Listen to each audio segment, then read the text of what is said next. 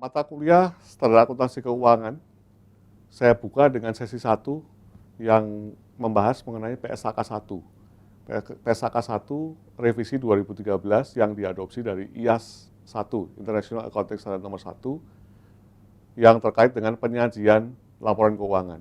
Ini menjadi dasar bagi seluruh PSAK yang lain yang nantinya akan berujung kepada penyusunan laporan keuangan yang wajib.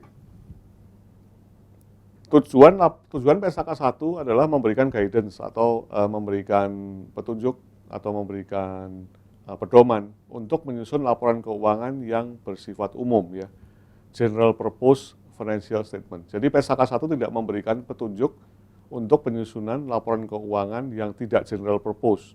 Contohnya misalnya apa? Misalnya contohnya laporan keuangan untuk lampiran perpajakan, ya, SPT misalnya. Itu kan jelas laporan keuangan yang disusun untuk kepentingan perpajakan. Jadi PSAK 1 tidak mengatur laporan keuangan yang disusun untuk kepentingan perpajakan. So, itulah mengapa laporan keuangan yang diatur di PSAK 1 adalah laporan keuangan yang bersifat general purpose. Artinya bersifat umum. Nah, kemudian apakah laporan keuangan yang bersifat umum itu dapat dibaca oleh seluruh pengguna laporan keuangan? Tentunya pengguna laporan keuangannya juga ada syaratnya, ya. Syaratnya sedikit banyak dia harus mempunyai dasar-dasar akuntansi untuk membaca laporan keuangan yang bersifat umum. Kemudian di PSAK 1 dijelaskan mengenai komponen laporan keuangan. Apa saja laporan keuangan yang menjadi laporan keuangan wajib gitu yang harus disajikan di dalam laporan tahunan suatu perusahaan, ya. Yang pertama yang disebut dengan laporan posisi keuangan. Dulu laporan ini dikenal dengan yang disebut dengan raca, ya. Tapi kemudian dalam IFRS disebut dengan Statement of Financial Position. Jadi kemudian PSAK 1 menyesuaikan namanya menjadi laporan posisi keuangan. Kemudian yang kedua adalah laporan laba rugi dan penghasilan komprehensif lain. Kalau dulu namanya simpel aja, laporan laba rugi. Kenapa sekarang ada dan penghasilan komprehensif lain? Karena ada komponen penghasilan komprehensif lain yang nanti akan saya jelaskan di sesi berikutnya. Kemudian yang ketiga, laporan keuangan yang wajib adalah laporan perubahan ekuitas. Laporan perubahan ekuitas menunjukkan seluruh pergerakan ekuitas di tahun yang berjalan, yang nantinya akan memperoleh saldo ekuitas akhir. Yang keempat adalah laporan arus kas. Nanti akan saya bahas di sesi 3. Laporan arus kas itu diatur di PSAK 2. Kemudian catatan atas laporan keuangan. Catatan atas laporan keuangan adalah penjelasan lebih rinci mengenai komponen-komponen yang ada di dalam 4 laporan keuangan yang sebelumnya. Kemudian yang baru di PSAK 1 adalah yang disebut dengan laporan posisi keuangan pada awal periode komparatif, ya. Kenapa ada laporan baru ini? Jadi begini, apabila perusahaan itu menyajikan laporan keuangan, maka dia wajib menyajikan juga laporan komparatifnya. Jadi contoh misalnya, laporan keuangan suatu perusahaan akhir tahun 2016, laporan tahunan 2016, harus disajikan dengan figur yang sama di tahun 2015. Jadi laporan keuangan tahunan itu minimal memuat satu periode komparatif. 2016, periode komparatifnya adalah 2015. Itu terjadi apabila perusahaan tidak melakukan perubahan kebijakan akuntansi. Nah, apabila perusahaan melakukan perubahan kebijakan akuntansi atau membetulkan kesalahan, maka perusahaan itu wajib menampilkan comparative report lebih dari 2 periode. Yang ditampilkan adalah periode tahun berjalan, misalnya tadi 2016 berarti laporan keuangan 2016, akhir 2016. Kemudian komparatifnya adalah laporan keuangan akhir 2015, dan komparatif ketiganya adalah 1 Januari 2015. Jadi apabila perusahaan melakukan perubahan kebijakan atau perubahan karena kesalahan, maka periode komparatifnya berarti 2.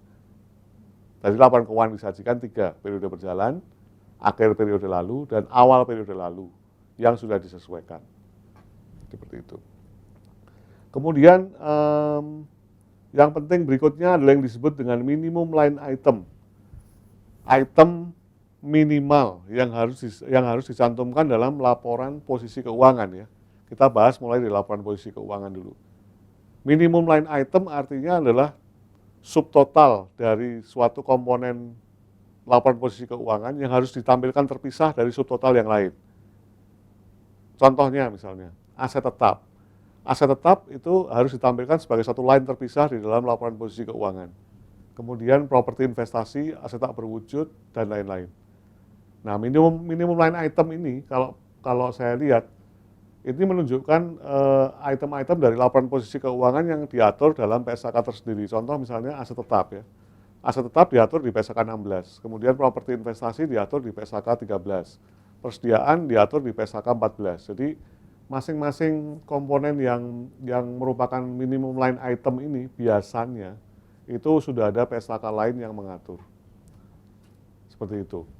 Kemudian yang penting berikutnya adalah kepentingan non pengendali ya. Dalam laporan keuangan konsolidasi dulu sebelum konvergensi dengan IFRS, kepentingan non pengendali itu disebut dengan minority interest atau kepentingan atau kepemilikan minoritas. Kepemilikan minoritas zaman dulu disajikan sebagai bagian dari liabilitas. Namun dengan perubahan konvergensi IFRS, PSAK 1 sekarang mengharuskan kepentingan non pengendali atau non controlling interest tersebut disajikan sebagai komponen bagian dari section ekuitas. Jadi dia merupakan bagian dari ekuitasnya perusahaan, ya, bukan bagian dari liabilitasnya perusahaan.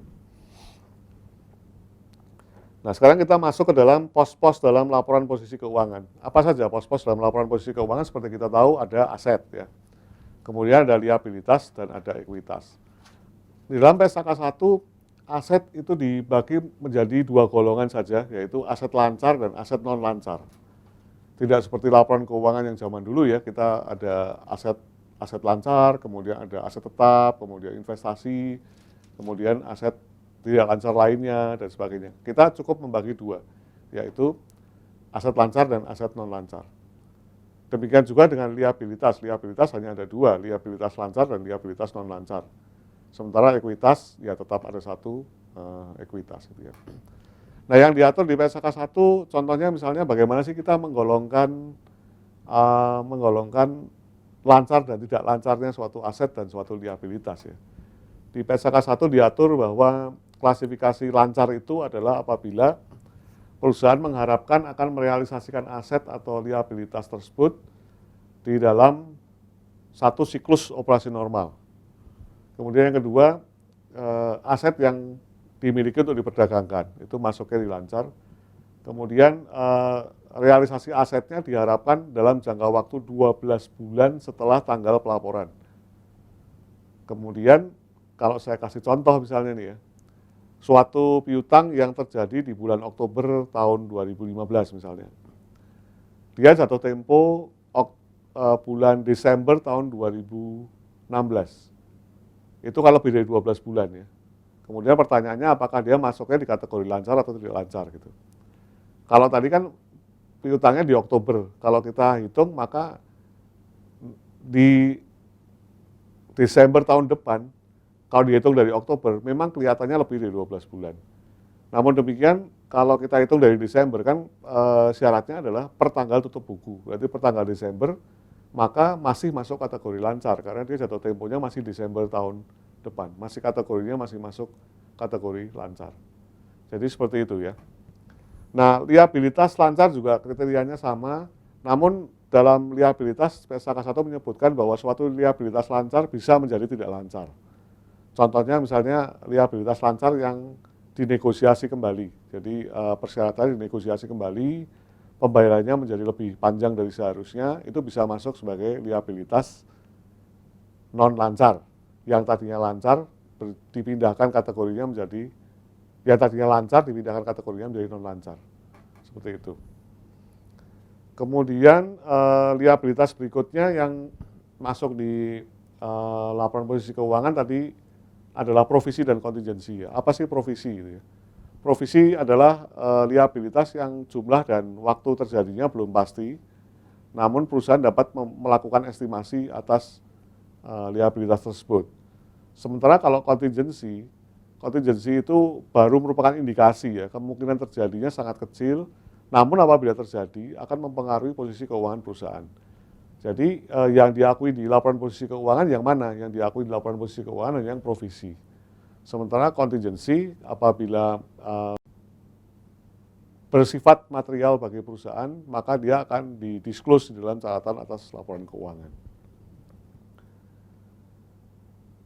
Demikian penjelasan saya mengenai PSAK 1 sesi yang pertama ya. Nanti akan saya sambung dengan PSAK 1 yang terkait dengan laporan laba rugi komprehensif dan laporan-laporan lain di sesi yang berikutnya. Terima kasih.